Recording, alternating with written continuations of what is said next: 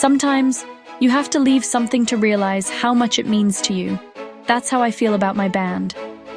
I made the tough decision to quit back in 2023.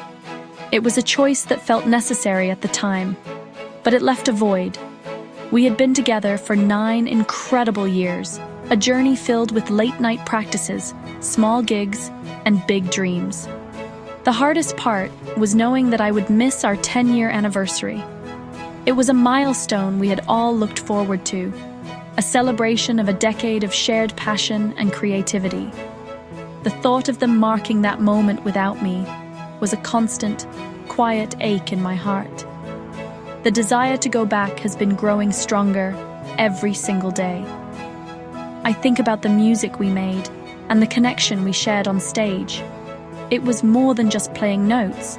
It was a conversation without words. My parents had always encouraged a more traditional path. They steered me towards multimedia arts in college, which was practical, but it wasn't my first love.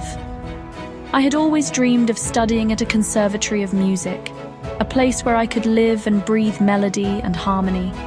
Even in my arts program, I found myself drawn to anything related to sound, especially a production class with a professor who was also in a band.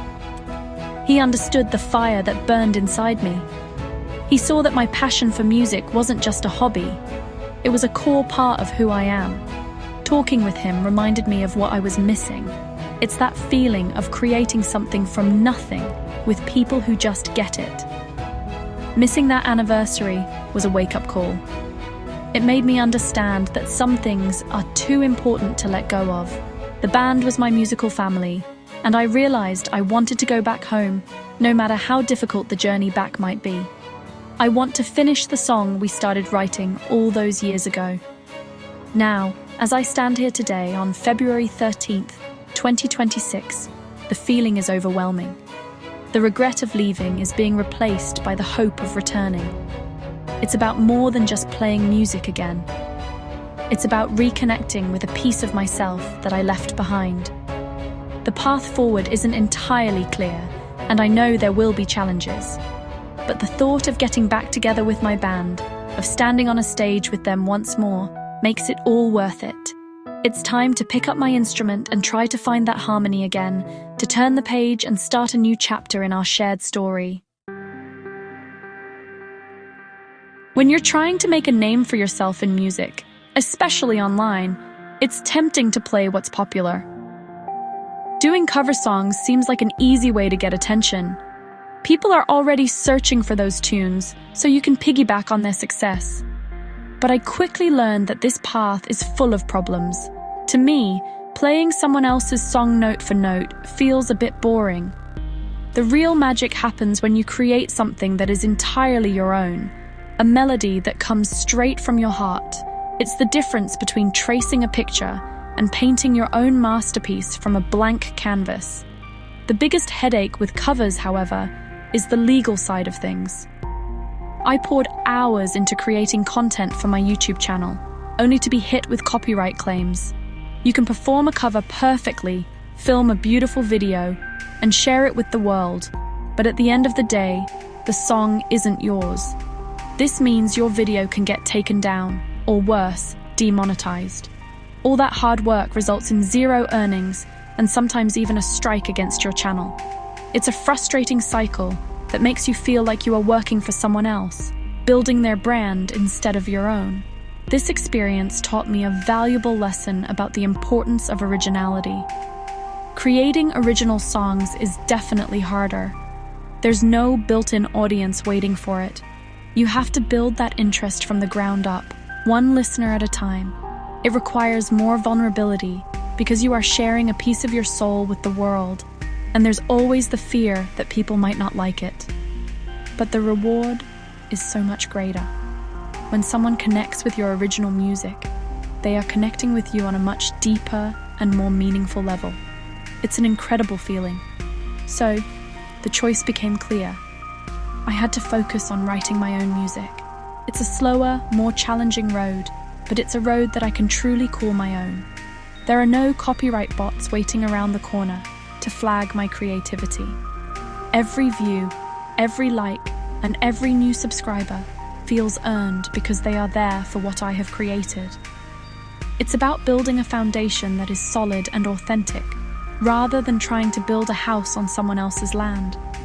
The goal is to have a library of work that is 100% mine, a legacy that can't be taken away. My journey with YouTube has been a long one, spanning over a decade now. I started my channel back in 2015, full of hope and excitement. Over the years, I've uploaded thousands of videos, nearly 10,000 in fact. It's been a massive learning experience. In the beginning, I tried everything, from long vlogs to simple performance videos. I noticed that some things just didn't get any traction.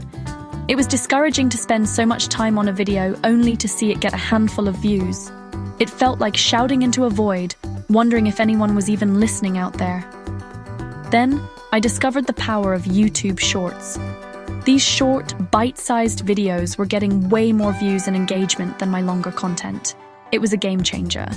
This taught me about the importance of adapting to the platform and understanding what audiences are looking for. I also had to dive deep into the world of SEO, or search engine optimization. I learned that having a great video isn't enough. You need to use the right titles, descriptions, and tags so that people can actually find it. It's about making your content searchable and discoverable in a sea of endless videos. It was a slow and steady process of learning and refining my strategy. I looked at huge channels for inspiration. I saw that T-Series had over 20,000 videos and realized that consistency and volume are part of the game. Then there's someone like MrBeast, who just recently dethroned T-Series to become the most subscribed channel. He took over in 2024 and has since rocketed to over 400 million subscribers. He didn't get there by accident. He got there by understanding the platform better than anyone else and by consistently pushing the boundaries of what's possible. Seeing that kind of success is inspiring. It shows that with the right strategy and a lot of hard work, you can build a massive audience from scratch. My 10,000 videos might seem like a lot, but it's just the beginning. I learned that every video is a chance to learn, a chance to connect, and a chance to get one step closer to my goals. The online world is tough, but it's also full of opportunity for those who are willing to put in the work, learn the rules of the game, and never stop creating. In this journey, some of the best advice I ever received was to stop chasing everyone and focus on finding my people. You can't please the whole world, and if you try, you'll end up losing the very thing that makes you special.